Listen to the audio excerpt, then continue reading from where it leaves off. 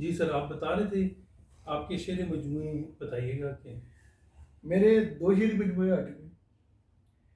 پہلا آیا تھا باب فضیلت، جو نعت اور سلاموں پہ پورا کر رہا تھا اسے، اور دوسرا مجموعہ میرا 14 سال بعد آیا، وہ اس میں منقبت اور سلام۔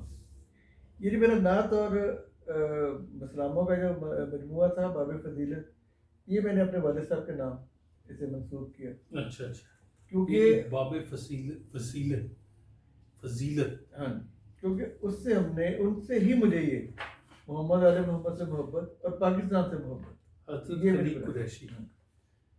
اپنے والد محترم خلیق قریشی مرحوم کے نام، جن سے رسول اور آل رسول کی محبت مجھے ورثے میں ملی، یہ باب فضیلت تھی۔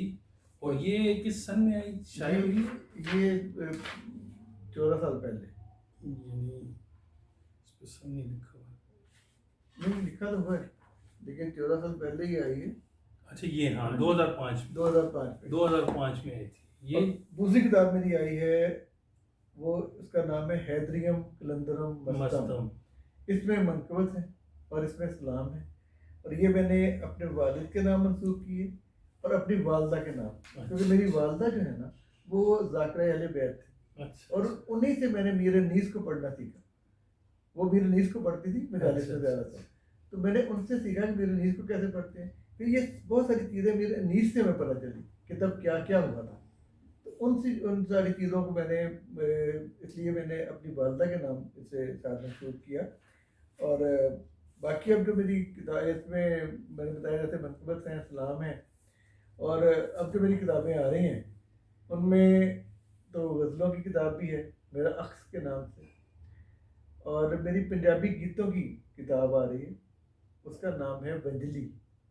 اور زبردست۔ اور تو آپ پنجابی شاعری بھی کرتے ہیں؟ پنجابی شاعری جب گیت لکھے تو پنجابی گیت لکھنے پڑے گا، تو گیت لکھے میں نے، اور اس کے علاوہ پھر میں نے غزلیں بھی لکھی پنجابی کی۔ میرے پاس کوئی ظاہر ہے میں پنجابی تو ہوں نا، پاکستانی ہوں، دیکھیے سب سے پہلے پاکستانی ہوں، پھر مسلمان ہوں، پھر پنجابی۔ ان چیزوں کو میں ایسے سمجھتا ہوں کہ ان چیزوں کو میں ہر حال میں میرے اظہار جو ہے وہ انہی چیزوں میں ہونا چاہیے، ان کے ساتھ ہونا چاہیے، تاکہ میرا جو پیکر یا میرے جو بھی شبیر لوگوں کے ذہن میں ابھرتی ہے وہ گڑبڑ نہ ہو، ایک کلیئر بات ہو، کلیئر تصویر ہو کہ یہ ہے۔ تو اسی لیے جب اس پہ لکھا پنجابی ہے تو میں نے کہا یار پنجابی تو میری اپنی زبان ہے، پھر کیوں نہ لکھوں، پھر میں نے اس پہ لکھا۔ اچھا میں نے افسانے بھی لکھا، آپ کو پتہ ہے ایک بار آیا، ایک وقت آتا ہے انسان پہ، لکھنے والے پہ، کہ وہ ذہن اس کا بلاک ہو جاتا ہے، جمود تالی ہو جاتا ہے۔ تو میں نے سوچا کہ کیا کروں، میں بہت دن ہو گئے، ایک شعر ہو گیا، 4 مہینے گزر گئے، دوسرا شعر ہی نہیں ہو رہا۔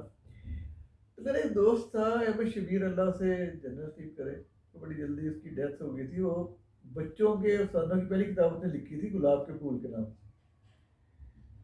تو اس نے مجھے کہا تو پریشان کیوں ہو؟ میں نے یار لکھا ہی نہیں جا رہا، میں لگتا ہے وہ ختم ہو گیا، ایک شعر لکھا، اتنے مہینے گزر گئے۔ کہتا کوئی بات نہیں، کبھی کبھی جمود طاری ہو جاتا ہے، تم یہ کرو تم نثر لکھنا شروع کر دو، یہ پتھر ہٹ جائے گا۔ اچھا وہ واقعی یہ ہوا کہ میں نے لکھنا شروع کیا تو میں نے کوئی 15-16 افسانے لکھ لیے، جو واقعات ہو رہے تھے، جو کچھ ہو رہا تھا۔ اچھا وہ افسانے اب پہلے تو میں نے لکھے تو میرے ذہن میں یہ تھا کہ اچھا کیا کروں ان کا، انہیں میں لوگوں کو سناؤں، کہ میں نے ہلکا باب ذوق میں سنائے جا کے، تو وہاں پہ مجھے تھوڑی سی پذیرائی ملی تو میرا اور حوصلہ بڑھا۔ پھر میں نکلا ارسالہ کی طرف، تو دھنک، پلک، فنون، ان سارے سوالوں نے کہا کہ لاؤ ہمیں تو یہ تو ہم چھاپتے ہیں، اور انہوں نے بڑے اچھے طریقے سے بلکہ ایک رسالہ تھا عکاس، یہ سارے لاہور کے تھے، فنون سرکاری تھا جس کو پروین ملک اور قائم نقوی نکال رہے تھے، وہاں پہ افسانہ میرا چھپا۔ پھر میرا افسانہ دھنک میں چھپے، پھر میرے افسانے پلک میں چھپے، پھر میرے افسانے عکاس میں چھپے، اور ایسے ہی کرتے کرتے، لیکن اس پہ بھی یہ کوئی ذہن کھل گیا میرا، اور پھر اس کے بعد شاعری شروع ہوئی تو وہ افسانے میرے وہی رک گئے۔ تو اب میں سوچ رہا تھا کہ میں ان کی بھی کتاب نکال دوں، وہ کچھ تھوڑے سے علاماتی بھی تھے، علامتی افسانے سے ہم کہتے ہیں، اور کچھ سیدھی کہانیاں بھی تھیں. ان کا نام میرے ذہن میں ہے, اس کا نام ہے سائے کا بدن, شاید اس نام سے میں یہ کتاب آئی جائے وہاں آپ کو ٹائم ملے اگر ملے تو, کیونکہ ٹائم کا بڑا مسئلہ میں بتا رہا ہوں. اچھا مجھے آپ نے گیت کن کن زبانوں میں لکھے اور کن کن موسیقاروں کے ساتھ آپ کا گیت وہ بھی یہی تجربہ رہا؟ ہاں گیت کے گیت کی زبان جو ہمارے پاس ہے وہ تو دونوں ہی ہیں, اردو بھی پنجابی. پنجابی میں بہت خوبصورت گیت لکھے گئے.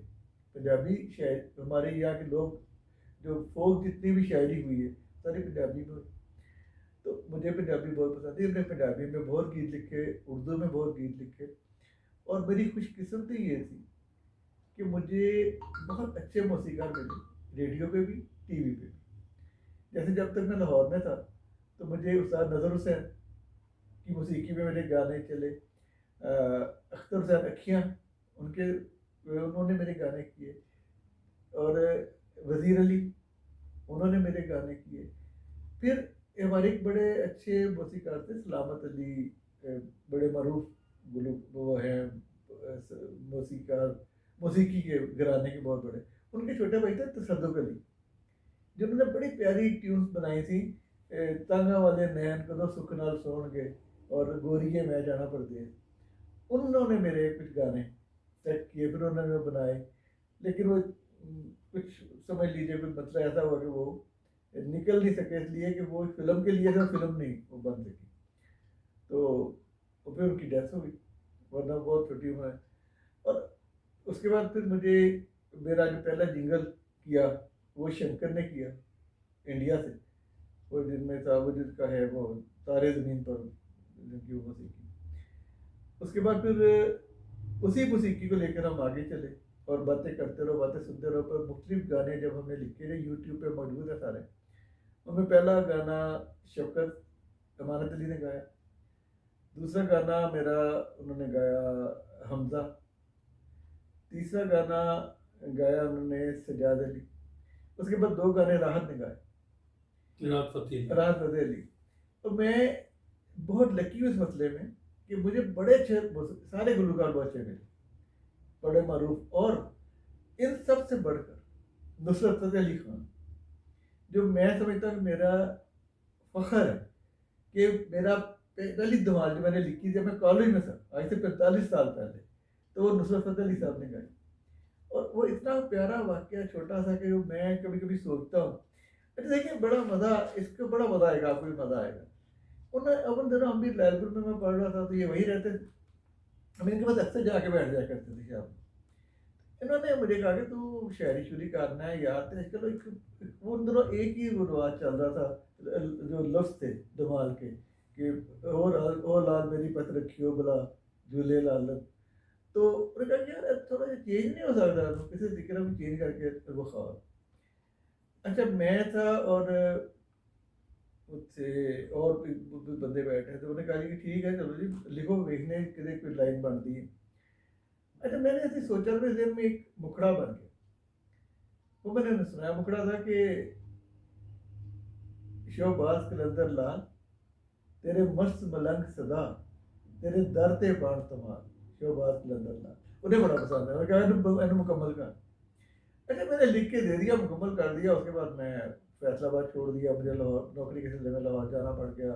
لاہور سے پھر میں کہیں دبئی شبئی چلا گیا, وہاں سے پھر میں واپس آیا. پھر میں 78 میں پھر لاہور واپس آیا, 85 تک وہاں رہا. پھر لائل پور واپس چلا گیا. پھر وہاں سے میں 91 میں جب یہاں آیا, میرے دن سارا بھی نکل چکا ہوتا ہے کہ بھی کیا ہوا تھا کیا نہیں ہوا. تو 5-6 سال پہلے ہمارے بڑے اچھے شاعر ہیں پیر عتیق صاحب گجر خان, انہوں نے ذکر میں نے کیا کہ آپ کی میں نے قوالی سنی تھی. کون سی قوالی؟ کہتے وہ شہباز کلندر لال. میں نے کہا کہاں سنی آپ نے؟ کہتے میرے پاس تو نصرت فتح علی کی ساری کلیکشن موجود ہے, اور اس کے علاوہ وہ قوالی تو آپ کی یوٹیوب پہ بھی ہے. پھر مجھے تھوڑا سا یاد ہے کہ ہیں مجھے تو پہلے ہی تھا, میں نے وہ یوٹیوب پہ ڈھونڈی تو وہ مجھے ملی, بلکہ 2-3 طریقے سے انہوں نے کی.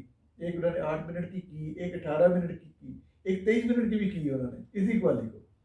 اور بہت زیادہ مجھے مطلب میں عتیق صاحب کے بڑا ممنون ہوں کہ انہوں نے مجھے ایک چیز میری یاد کروائی, ورنہ میں تو بالکل سوچا ہی نہیں تھا کبھی کہ نصرت فتح علی نے بھی میری کی. لوگ اتنا پراؤڈ لیتے ہیں اس بات پہ اور مجھے پتہ ہی نہیں کہ انہوں نے میری چیز گائی. کیا بڑی بات ہے جی، یہ کوئی عام بات نہیں ہے. بالکل. تو میں نے ان سے پوچھا کہ جی آپ کو کیسے پتا چلا کہ وہاں نام تو آپ کو شاعروں کا نام دیتے ہی نہیں ہے نا.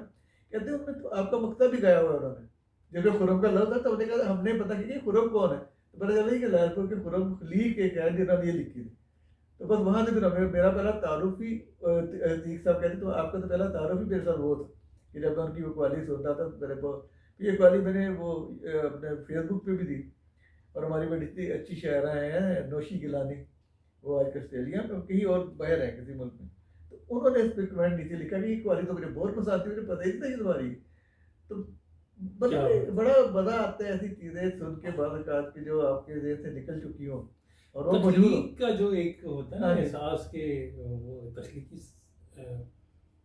ایک فن آپ تخلیق کرتے ہیں. بالکل. تو اس کی پذیرائی ہو تو اس کا اپنا ہی ایک مجھے ایڈورٹائزنگ میں بھی سے یہی مزہ آتا تھا جب میں پروڈکشن بھی شروع کی. اس سے نہ پروڈکشن نہیں بھی کرتا تھا پہلے. جب میرا لکھا اشتہار چلتا تھا ٹی وی پہ تو اس کا ایک اور ہی تسکین ملتی تھی کہ یہ میں نے لکھا تھا اور یہ وہ ساری چیز ہے جو میں نے لکھی تھی اور یہ بنی ہے. اسی لیے مجھے تو بیچ میں مجھے بات 2-3 جگہوں پہ مجھے لگا کہ نہیں یار یہاں پہ یہ ہونا چاہیے. تو میں نے بھی کہا کہ جی مجھے بھی پروڈکشن کا موقع دیں. تو انہوں نے دے دیا اور بڑا مطلب مجھے بڑا سکون اس پہ آیا مجھے. اچھا سر، ہمارے پروگرام کا وقت ختم ہونے والا ہے. آپ بتائیں اب آپ کا کوئی نیا مجموعہ، ایک تو آپ نے بتایا کہ افسانے مجموعہ جو ہے افسانے میں نکالنا چاہ رہا ہوں. افسانے کا بھی اور پنجابی گیتوں کا بھی اگر مجھے زندگی نے موقع دیا تو یہ ساری چیزیں میری اکٹھی ہوئی ہیں. تو میں یہ چاہتا نہیں کہ ضائع ہو. اب پتہ دیکھیے لوگ مصیبت یہ لوگ کتابیں اپنی پڑھتے، لیکن میں چاہتا ہوں کہ کسی نہ کسی شکل میں وہ موجود رہنی چاہیے. انسان تو ختم ہو جاتا ہے، یہ چیزیں رہ جاتی ہیں جو اس کی زندہ رکھتی ہیں. درست. تو میں بڑی خواہش ہے میری، دعا کریں کہ مجھے زندگی میں یہ موقع ملے کہ میں ساری چیزیں ساری کتابیں ملے گا اور آپ اس کو کمپلیٹ کریں گے. خرم صاحب بہت شکریہ کہ آپ نے اتنا وقت دیا ہمیں اور اتنی نئی باتیں سنائی. یہ میں ایم شیور کہ یہ بہت کم لوگوں کو یہ باتیں علم کا علم ہوگا. بالکل ٹھیک کہہ رہے ہیں کیونکہ میں اصل میں بہت میں نے کام پہ زیادہ توجہ دی ہے. کام جیسے بھی کیا ہے جہاں بھی کیا ہے اچھا کام کرنے کی کوشش کی ہے اور خدا کا شکر ہے کہ اچھا کام کیا ہے. اگر آج آپ یوٹیوب کھولتے ہیں تو آپ کو ساری چیزیں مل جاتی ہیں. تو آپ بڑی کنٹریبیوشن ہے سر. تو یہ اسی لیے یہ اپنا اطمینان اور اپنا اس لیے میں عام طور پہ کم جاتا ہوں مشاعروں میں کہ وہاں جا کے آپ کچھ تخلیقی عمل اب کم ہو گئے اور گروہ بندیاں زیادہ ہو گئی. تو بہتر ہے کہ آپ اپنا کام کرنا نا. آپ نے ضروری تو نہیں کہ آپ کسی کے ساتھ مل کر کچھ کریں. آپ نے اپنا کام کرنا وہ آپ خوشی سے بھی کر سکتے ہیں. میں کام کرتا ہوں اپنے لیے. اب میرا کیا ہوا کام لوگوں کو پسند آتا ہے تو یہ میرے لیے سکون کا باعث بنتا ہے. تو میں اسی میں خوش ہوں. بس ٹھیک ہے، علیحدہ بیٹھا ہوں اور کیے جا رہا ہوں اپنا کام جب تک زندگی ہے، جب تک سانس چل رہی ہے. کیونکہ یہ سانس جب تک چل رہی ہے تب تک ہی یہ آدمی کر سکتا ہے. اور مجھے امید ہے کہ جب تک میرے ذہن میرے دل میں دھڑکن ہے، میری سانس چل رہی ہے، مجھے کرنا ہے صرف اپنے لیے نہیں، مجھے پاکستان کے لیے کرنا ہے جو کرنا ہے. بہت اچھا، بہت شکریہ سر. بہت مہربانی. جیتے رہیے آپ، سلامت رہیے. Thank you.